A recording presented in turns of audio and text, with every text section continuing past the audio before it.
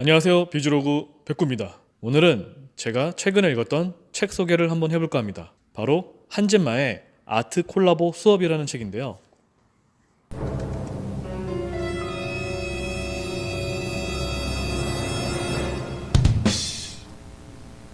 이 책에서는 이 예술과 비즈니스가 만나면 초가치를 창출해내는 힘을 가진다, 그런 메시지가 담겨져 있어요. 그래서 오늘은 이 책에 대해서 한번 이야기를 해볼까 합니다. 먼저 이 책을 지은 한젠마라는 분은 현재 예술가이고요. 방송 활동도 하고 책도 쓰면서 저자 활동도 하고 강연, 비즈니스 다양한 분야에서 활동을 하고 계신다고 합니다. 누군가가 이분께 이런 질문을 했다고 해요. 예술인인 것 같으면서도 방송 활동도 하고 또 책도 쓰고 또 강연도 하고 도대체 당신 정체가 뭐냐? 뭐 이런 질문을 했다고 해요. 이 미술대학을 졸업을 했고 앞서 그림 읽어주는 여자라는 책으로 알려져 있다고 합니다. 개인적으로는 이분을 이 책에서 처음 만났기 때문에 저 역시도 이분이 어떤 사람인지 궁금했었습니다. 그런데 예술인으로서 책도 내고 방송 활동도 하면서 강연 그리고 기업 활동까지 하면서 정말 일의 경계를 자유롭게 넘나드는 사람이었어요. 이렇게 일의 경계를 넘나들며 콜라보 활동을 하는 것이 이 한젠마라는 분의 삶의 동력이 된다고 합니다. 자, 그럼 책에서 나오는 이 아트 콜라보, 이게 뭘까요? 쉽게 말해서 예술과 비즈니스가 만나 협업을 하는 것입니다. 새로운 신제품이 나왔을 때 그 기술력이 처음 평가를 받고 인식이 되죠. 하지만 시간이 지나면 다른 동종업계 제품들이 똑같이 출시가 되면서 이 기술의 장벽을 무너뜨립니다. 결국은 너도 나도 비슷한 기술을 소유하게 돼요. 이렇게 기술의 차이가 거의 없을 때 소비자가 최종적으로 선택하는 요소는 바로 디자인이라고 저는 생각을 합니다. 우리가 자동차를 살 때도 자동차의 기능만 보고 사지는 않을 거예요. 성능도 중요하지만 디자인과 이 브랜드 가치를 더 중요시할 거라고 생각을 합니다. 이 책을 보면서 브랜드 가치에는 이 예술적인 가치가 포함되어 있구나, 그런 부분도 좀 느꼈어요. 이 책에서 말하는 예술과 비즈니스의 콜라보, 대표적인 세계적인 기업으로는 애플, 코카콜라, 나이키, 스와치, 루이비통, BMW 등 정말 다양한 세계적인 기업들이 이 예술과 콜라보를 진행해 오고 있습니다. 저는 이걸 보면서 줄곧 애플을 창립한 스티브 잡스가 떠올랐는데요. 이 스티브 잡스가 현역 시절에 회사에서 맥을 개발할 때 이 폰트 하나 때문에 수석 직원을 해고한 일이 아주 대표적이죠.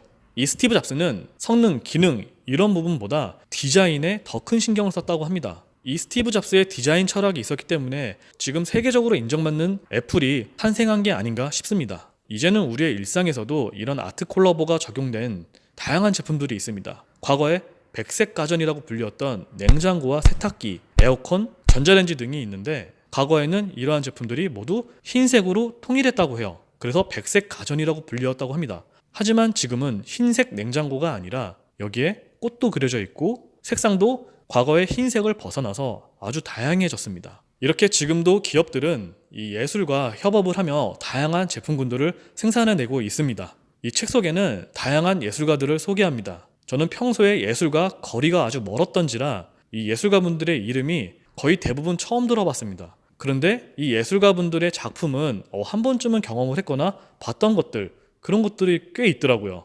특히 아주 반가운 예술가분을 소개해 주셨는데 바로 비디오 아트의 선구자 백남준 예술인입니다. 제가 학창시절에 학교에서 국립현대미술관에 간 적이 있어요. 그때 TV가 엄청 높게 탑처럼 쌓여진 것을 봤습니다. 그때는 신기하다, 놀라웠다, 이 정도였어요.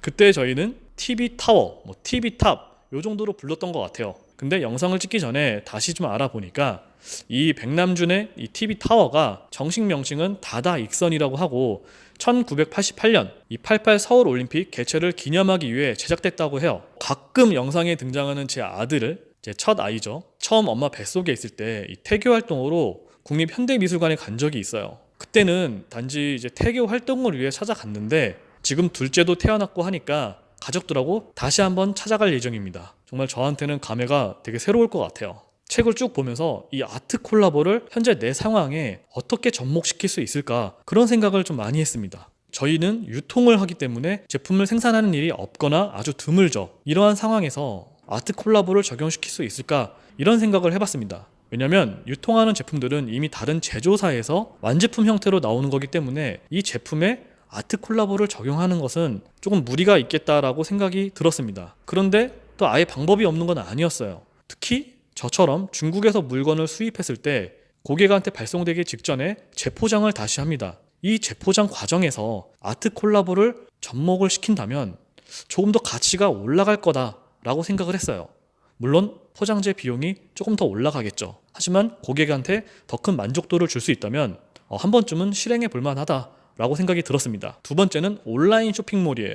소비자들이 물건을 살 때 시각적으로 확인할 수 있는 부분은 바로 상세 페이지밖에 없습니다. 일반적으로는 이 상세 페이지를 보고 최종적으로 구매 버튼을 누릅니다. 저는 이 상세 페이지가 고객의 전환율을 높이는데 가장 중요한 마지막 테크틀이라고 생각을 하기 때문에 예전 영상에서도 같은 제품을 팔더라도 상세 페이지 구성을 달리해서 가치를 높이자 이런 말을 했었습니다. 실제 제품을 만질 수 없는 고객들이 눈으로 확인하는 아주 중요한 요소라고 생각을 해왔습니다.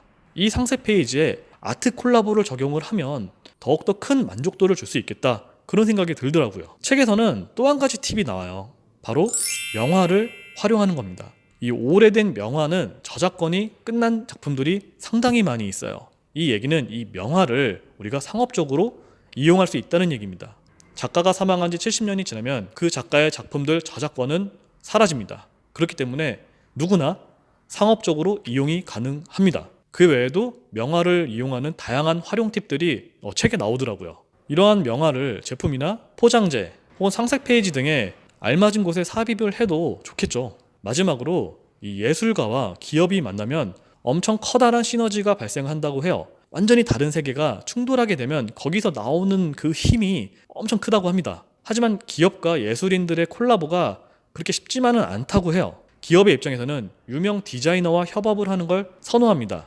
반면에 거기에 들어가는 작업 비용에 대해서는 되게 보수적이라고 해요. 그 말은 비싸다는 거겠죠. 저는 예술가분들하고 한 번도 협업을 해본 적이 없고 주변에 예술을 하는 사람이 없기 때문에 이러한 협업 비용이 어느 정도 발생할지 저는 전혀 가늠되지 않습니다. 그런데 다행인 건 많은 예술가분들이 자신을 좁은 틀에 가두기보다는 낯선 것에 흔쾌히 손을 내밀어주는 것을 좋아한다고 합니다. 그래서 한 번쯤 접촉을 시도해도 좋겠다 싶은 생각이 들었어요. 이 제품의 가치를 높이고 소비자의 만족도를 높이기 위해서는 이 아트 콜라보는 반드시 필요하다, 그렇게 생각을 합니다. 하지만 이 아트 콜라보를 해보기 위해서는 이를 배우면서 또 공부를 하면서 예술인들을 이해하는 태도가 필요하다고 생각이 들었습니다. 자, 상품의 가치를 높이는데 디자인이 중요하다라고 생각하시는 분들은 한 번쯤 읽어볼 만한 책일 것 같습니다. 자, 오늘의 영상은 여기까지고요. 좋은 하루 되세요. 백구였습니다. 감사합니다.